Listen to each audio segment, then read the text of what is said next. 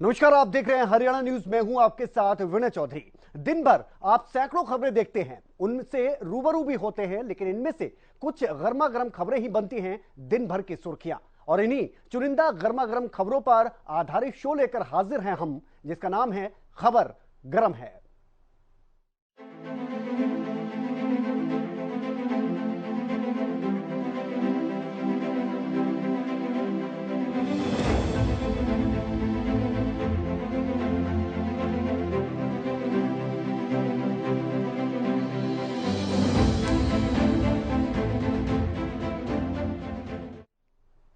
तो दिल्ली में कथित शराब घोटाला मामले में दिल्ली की साउथ एवेन्यू कोर्ट ने आम आदमी पार्टी के सांसद संजय सिंह को 5 दिन की ईडी की रिमांड पर भेज दिया है।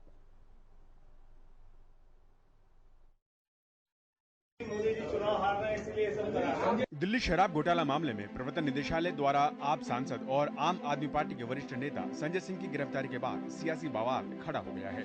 दिल्ली सहित देश में कई जगह आम आदमी पार्टी के कार्यकर्ताओं ने विरोध प्रदर्शन किया। संजय सिंह की गिरफ्तारी को लेकर आप और बीजेपी नेताओं में वार पलटवार का दौर जारी है। आम आदमी पार्टी के शीर्ष नेताओं ने इसे राजनीतिक बदले की भावना से की गई कार्रवाई बताया।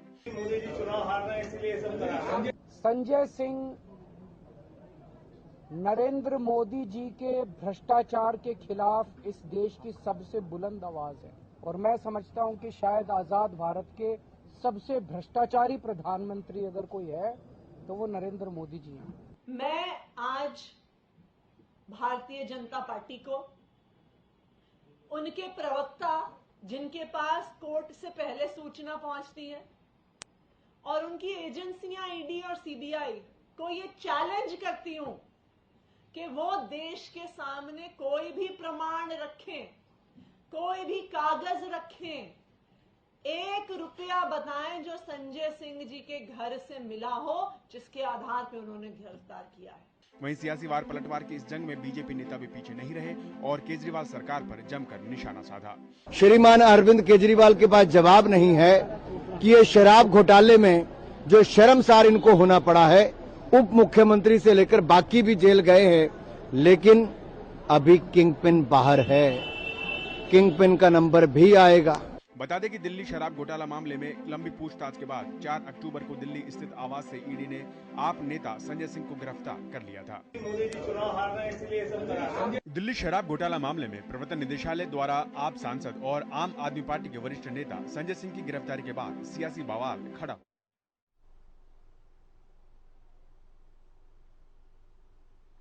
तो खबर गर्म यह है कि दिल्ली के राउज एवेन्यू कोर्ट द्वारा संजय सिंह को 5 दिन की ईडी की रिमांड पर भेजने के बाद आम आदमी पार्टी दिल्ली शराब घोटाला मामले में बुरी तरह से फंस चुकी है। संजय सिंह की गिरफ्तारी के बाद से ही पार्टी उनको निर्दोष बता रही थी और बीजेपी पर राजनीतिक बदले की भावना से प्रेरित कार्रवाई इसे बता रही है। लेकिन अब जब कोर्ट ने उनको 5 दिन की रिमांड पर ईडी की भेज दिया है और पार्टी के लिए उनका बचाव करना मुश्किल हो गया है। अब 5 दिनों तक ईडी उनसे पूछताछ करेगी। यह अवधि आगे भी बढ़ाई जा सकती है और संभावना यह है कि शराब घोटाले के नए तारों को लेकर इस पूछताछ से कुछ न कुछ नया निकल सकता है, जिससे दिल्ली के सीएम और पार्टी के संयोजक अरविंद केजरीवाल की मुश्किलें और भी बढ़ सकती हैं। और ये जो मामला है, इसमें इससे पहले मनीष सिसोदिया की आप बात कर लीजिए, उनके लिए भी मुश्किलें बढ़ी थी। उनके मामले पर भी, उनकी जमानत पर भी सुनवाई टल गई और यही वजह है कि आम आदमी पार्टी के लिए इस मामले को लेकर लगातार मुश्किलें बढ़ती जा रही हैं।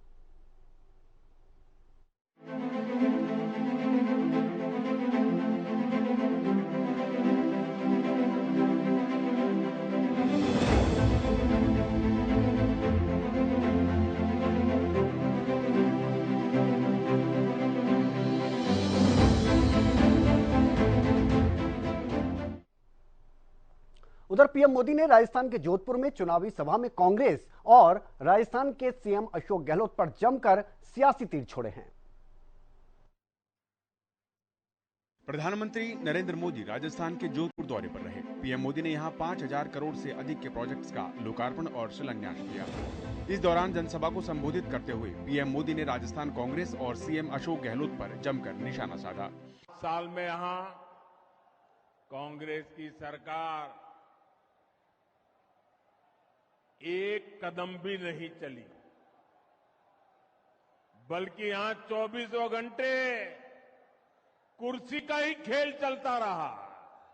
पीएम मोदी ने कहा कि राजस्थान के युवाओं से बेरोजगारी भत्ता देने का वादा करने वाली सरकार ने युवाओं को पेपर लीक माफिया के हवाले कर दिया है। पेपर लीक माफिया ने यहां के लाखों युवाओं का भविष्य बर्बाद कर दिया है। राजस्थान का युवा इंसाफ मांग रहा है। वहीं उन्होंने लाल डायरी को लेकर भी सीएम अशोक गहलोत पर जमकर निशाना साधा। आप सबने लाल डायरी के बारे में सुना है? सुना है? माताओं बहनों ने भी सुना है, उधर बच्चियों ने भी सुना है। लोग कहते हैं कि लाल डायरी में कांग्रेस के करप्शन की हर काली करतूत उसमें है। पीएम मोदी ने कहा कि आगामी विधानसभा चुनाव में राजस्थान में भाजपा की सरकार बनेगी और इससे राजस्थान हर क्षेत्र में नंबर 1 बनेगा।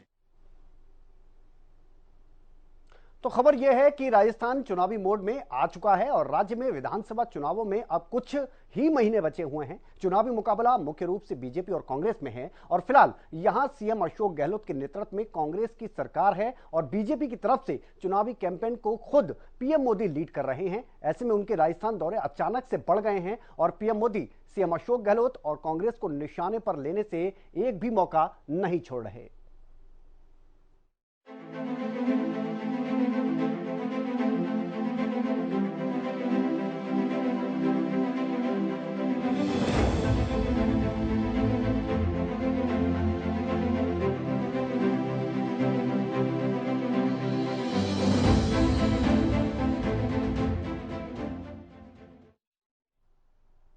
उधर मध्य प्रदेश कांग्रेस ने विधानसभा चुनावों के लिए तकरीबन 100 उम्मीदवारों के नाम तय कर लिए हैं और इसका ऐलान प्रियंका गांधी की सभा के साथ ही समाप्त होने वाली जन आक्रोश यात्रा के बाद 8 से 10 अक्टूबर को किया जाएगा। कांग्रेस ने अपने चयनित प्रत्याशियों को चुनाव की तैयारी करने का इशारा भी साफ तौर पर कर दिया है। जन आक्रोश यात्रा को संबोधित करते हुए कांग्रेस महासचिव प्रियंका गांधी ने कहा, यहाँ व्यापम का घोटाला हुआ जिसमें 50 से ज्यादा लोगों की मौत हुई। क्या इन्होंने जांच कराई? किसी ने इनके खिलाफ कुछ बोल दिया या कुछ लिख दिया? एकदम उनके घर ईडी पहुंच जाती है। फिल्मों के अभिनेताओं के घर पर भी ईडी पहुंच जाती है। इनके अधिकारियों नेताओं के घर ईडी क्यों नहीं पहुंचती? यहाँ व्यापम का घोटाला हुआ, 50 से अधिक लोगों की मौत हुई, इन्होंने जांच कराई? ये जो ईडी ये सबके घर भेज देते हैं एजेंसियों को, पता चला कि किसी ने इनके खिलाफ कुछ कह दिया, लिख दिया, एकदम ईडी पहुंच गई उनके घर। अरे यहाँ तक कि फिल्मों के अभिनेताओं के घर भी कल परसों ईडी पहुंच गई। यहाँ पे क्यों नहीं पहुंची? चुनावी राज्य मध्य प्रदेश में बीजेपी और कांग्रेस सहित अन्य दलों के केंद्रीय नेतृत्व ने पूरा फोकस कर रखा है। यही कारण है कि आए दिन बीजेपी, कांग्रेस और साथ ही अन्य दलों के बड़े बड़े नेता एमपी के दौरे पर। अब मध्य प्रदेश के हालात आप समझिए कि इस तरह से मध्य प्रदेश जो है वो चुनावी माहौल में रंगा हुआ नजर आ रहा है। साल 2023 में जनवरी से लेकर अब तक 10 महीनों में प्रधानमंत्री नरेंद्र मोदी 10 बार मध्य प्रदेश आ चुके हैं, जबकि कांग्रेस की राष्ट्रीय महासचिव प्रियंका गांधी भी 10 महीने में तीसरी बार मध्य प्रदेश के दौरे पर आई हैं। यानी आप समझ सकते हैं कि मध्य प्रदेश को लेकर जो चुनावी माहौल है वो और ज्यादा आगे बढ़ता हुआ नजर आ रहा है और इसका रंग और ज्यादा गहरा नजर आ रहा है।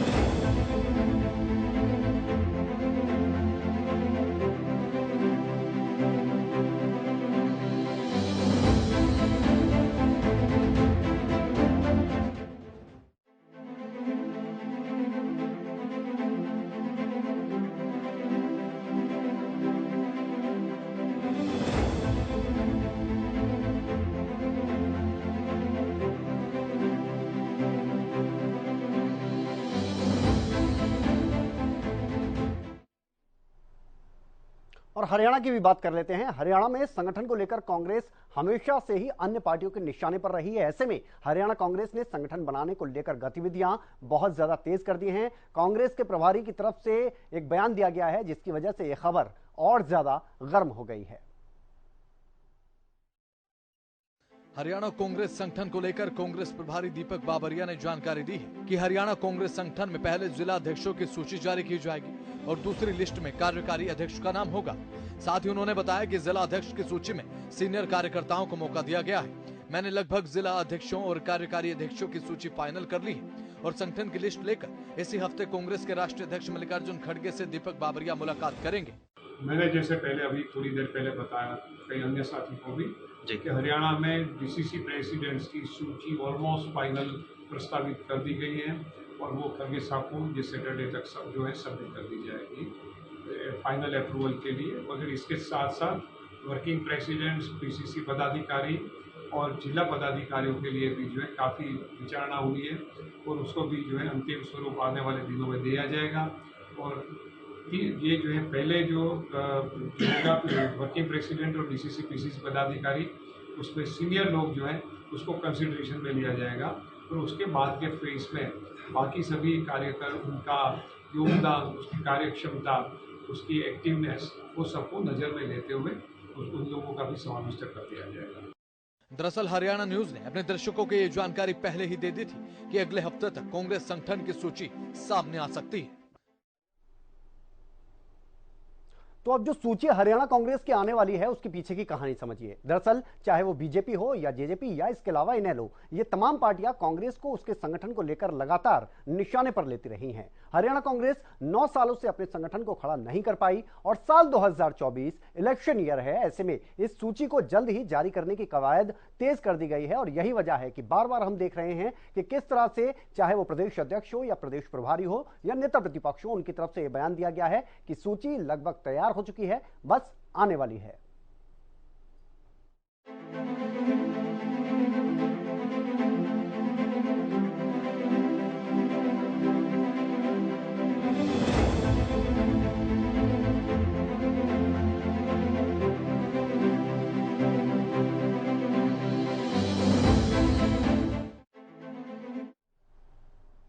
और लोकसभा चुनावों से ठीक पहले गठबंधन के बनने और बिगड़ने का दौर जारी है। अब पवन कल्याण की पार्टी जन सेना ने एनडीए से अपनी राह अलग कर ली है। एआईडीएमके के गठबंधन से अलग होने के बाद लोकसभा चुनाव से पहले एनडीए को एक और बड़ा झटका लगा है। अब अभिनेता से नेता बने पवन कल्याण की जनसेना पार्टी ने बीजेपी के नेतृत्व वाले एनडीए गठबंधन से बाहर निकलने और टीडीपी के समर्थन का ऐलान किया है। इस मौके पर पवन कल्याण ने कहा कि आंध्र प्रदेश को विकास के लिए जनसेना और टीडीपी की जरूरत है। उन्होंने कहा कि अगर टीडीपी और जनसेना हाथ मिला लें तो राज्य में वाईएसआरसीपी की सरकार डूब जाएगी। बता दें कि पवन कल्याण ने आंध्र प्रदेश में वाईएसआरसीपी सरकार से लड़ने के लिए अपनी पार्टी एनडीए और टीडीपी को एक साथ खड़ा होने का प्रस्ताव रखा था, लेकिन अब उन्होंने एनडीए का साथ छोड़ने का फैसला कर लिया है। साल 2019 में हुए चुनाव में पवन कल्याण की जनसेना पार्टी 5.6% वोट शेयर के साथ केवल एक सीट जीत पाई थी, जबकि टीडीपी ने 39.7 वोट शेयर के साथ 23 सीटें जीतने में कामयाबी। तो खबर गर्म यह है कि चंद्रबाबू नायडू की गिरफ्तारी के बाद से ही पवन कल्याण आंध्र प्रदेश की जगन मोहन रेड्डी सरकार से खफा नजर आ रहे थे और पवन कल्याण चंद्रबाबू से मिलने के लिए जेल भी गए थे। पवन कल्याण चाहते थे कि आगामी विधानसभा और लोकसभा चुनावों में एनडीए, जनसेना और टीडीपी पार्टी एक साथ चुनाव लड़े। उन्होंने 18 सितंबर को दिल्ली में आयोजित एनडीए में जो बैठक हुई थी उसमें भी हिस्सा लिया था, लेकिन जब चंद्रबाबू नायडू को जेल हुई और यह लगभग तय हो गया कि बीजेपी का झुकाव टीडीपी की जगह जगन मोहन रेड्डी की पार्टी की तरफ ज्यादा है, तो उन्होंने एनडीए से अलग होना ही बेहतर समझा।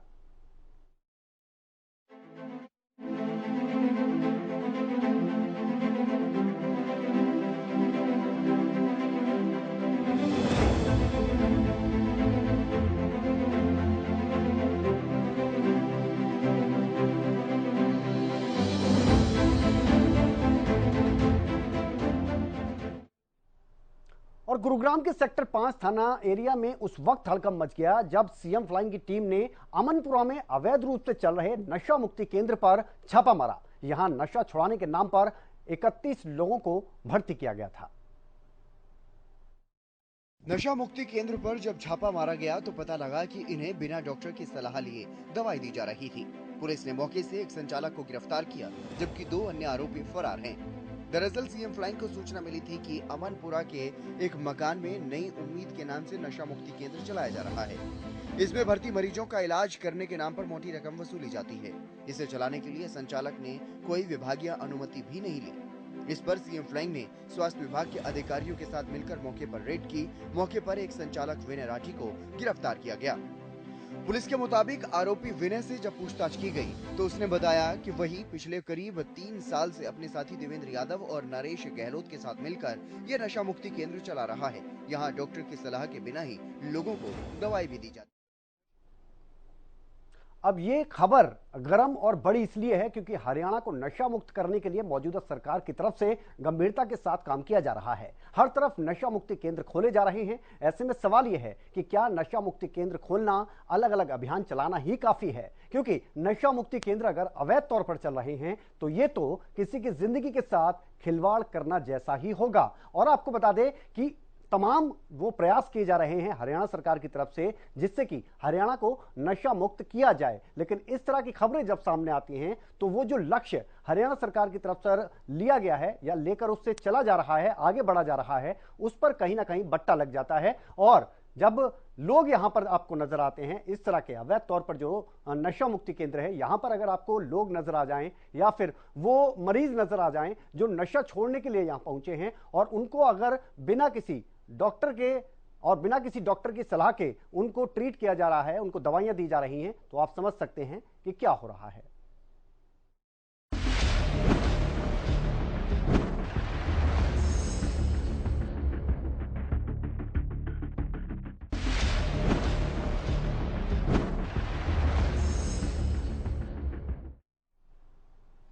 उधर समस्त भारतीयों का सीना गर्व से चौड़ा कर देने वाले अंतरिक्ष अभियान चंद्रयान 3 को लेकर अब एक बहुत बड़ा अपडेट सामने आया है।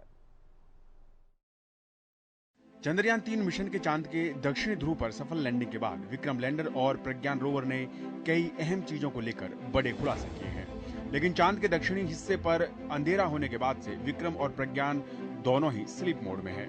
इसरो को अभी भी इसके फिर से एक्टिव होने की उम्मीद है, लेकिन अभी तक ऐसा नहीं हो पाया है। बता दें कि लैंडर और रोवर दोनों को एक लूनर डे यानी कि 14 दिन तक ठीक रहने के लिए डिजाइन किया गया था। सितंबर के पहले हफ्ते में जब दोनों को स्लीप मोड में डाला गया था तो यह माना जा रहा था कि 20 से 22 सितंबर तक यह फिर से दोनों जाग जाएंगे, लेकिन ऐसा नहीं हो सका है। लेकिन वैज्ञानिकों ने अभी इसकी उम्मीद नहीं छोड़ी है। इसरो के वैज्ञानिकों के अनुसार वो अंतिम दिन तक लैंडर और रोवर के फिर से जागने का इंतजार करने वाले हैं। उनका कहना है कि अगर ऐसा होता है तो एक बार फिर नया प्रयोग करने का मौका मिल सकेगा। अब आप इसके पीछे की वजह समझिए। लैंडर और रोवर को इसरो से स्लीप मोड में इसलिए डाला गया था क्योंकि इनमें जो बैटरी लगी है उससे सूर्य से पावर मिलती है। इस समय चांद पर अंधेरा होने की वजह से दोनों को स्लीप मोड में डाला गया था, लेकिन ये फिर से एक्टिव नहीं हो पाए हैं। आपको बता दें कि चंद्रयान 3 ने चांद को लेकर कई महत्वपूर्ण खुलासे किए हैं। इस मिशन से ये पता चला कि चांद पर तापमान 0 से 70 डिग्री तक होता है। वहीं विक्रम लैंडर और प्रज्ञान रोवर की मदद से इसरो को चांद पर oxygen, sulphur, aluminium, calcium, iron, chromium, titanium, silicon, manganese जैसे जो तमाम तत्व हैं वो भी मिले हैं।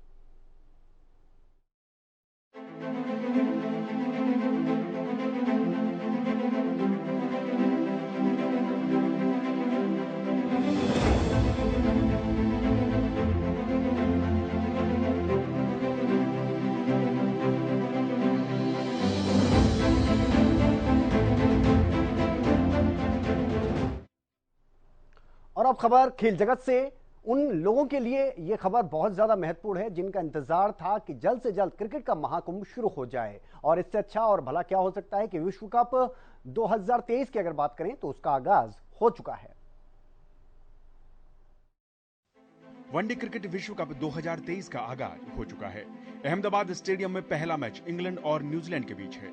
यह चौथा मौका है जब वनडे विश्व कप का आयोजन एशियाई धरती पर हो रहा है। इससे पहले 3 बार एशिया में वनडे विश्व कप खेला गया है। साल 2023 से पहले एशिया में कब क्रिकेट के महाकुंभ का आयोजन हुआ है, आइए ग्राफिक्स के जरिए समझते हैं। साल 1987 में विश्व कप की मेजबानी भारत और पाकिस्तान ने मिलकर की। साल 1996 में विश्व कप की मेजबानी भारत पाकिस्तान के साथ श्रीलंका ने भी की। साल 2011 में तीसरी बार वनडे विश्व कप की मेजबानी भारत श्रीलंका के साथ बांग्लादेश ने भी की। एशिया में भारत चौथी बार वनडे क्रिकेट विश्व कप की मेजबानी कर रहा है। एशिया में होने वाले हर विश्व कप में भारत की टीम ने शानदार प्रदर्शन किया है। उम्मीद है कि इस बार भी भारतीय क्रिकेट टीम शानदार प्रदर्शन कर विश्व कप अपने नाम करेगी। वनडे क्रिकेट विश्व कप 2000।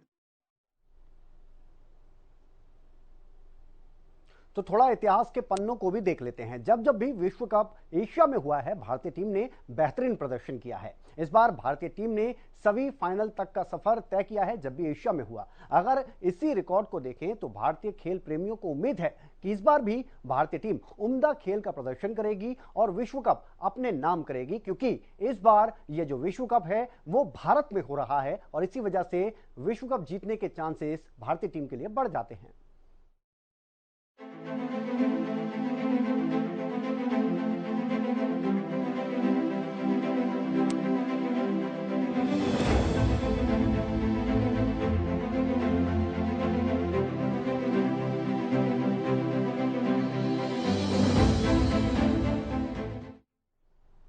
और अंतर्राष्ट्रीय स्तर पर जो खबरें चल रही हैं उनकी भी बात कर लेते हैं। भारत कनाडा संकट के बीच भारत ने कनाडाई डिप्लोमेट्स को लेकर एक नई चेतावनी जारी की है। कनाडा में चल रहे राजनीतिक संकट के बीच भारत ने कनाडाई सरकार को बड़ा अल्टीमेटम दे दिया है। भारत ने कनाडा को 41 डिप्लोमेट्स 10 अक्टूबर तक वापस बुलाने को कहा है। भारत में इस समय कनाडा के 62 डिप्लोमेट्स हैं। यह संख्या बाकी देशों की तुलना में कई दर्जन ज्यादा है। अगर कनाडा ऐसा नहीं करता है तो भारत कनाडा के डिप्लोमेट्स की राजनयिक छूट खत्म कर देगा, जिसका मतलब यह है कि ये डिप्लोमेट्स आम नागरिक बन जाएंगे। उन्हें सिविल और क्रिमिनल मामलों में हिरासत या गिरफ्तारी से जो छूट मिली है वो भी हट जाएगी। बता दें कि पिछले महीने कनाडा के प्रधानमंत्री जस्टिन ट्रूडो ने संसद में भारत पर खालिस्तानी आतंकी हरदीप सिंह निज्जर की हत्या का आरोप लगाया था। ट्रूडो के इस आरोप के बाद भारत और कनाडा के बीच राजनयिक संकट खड़ा हो गया है। अब इस खबर का महत्व समझिए। पिछले महीने कनाडा के प्रधानमंत्री जस्टिन ट्रूडो ने संसद में भारत पर खालिस्तानी आतंकी हरदीप सिंह निज्जर की हत्या का आरोप लगाया था। ट्रूडो के इस आरोप के बाद भारत और कनाडा के बीच राजनयिक संकट खड़ा हो गया था और इसी के बाद थोड़ी सी तल्खी देखने को मिल रही है और इसी वजह से अब यहां पर भारत की तरफ से कनाडा को ये अल्टीमेटम दिया गया है।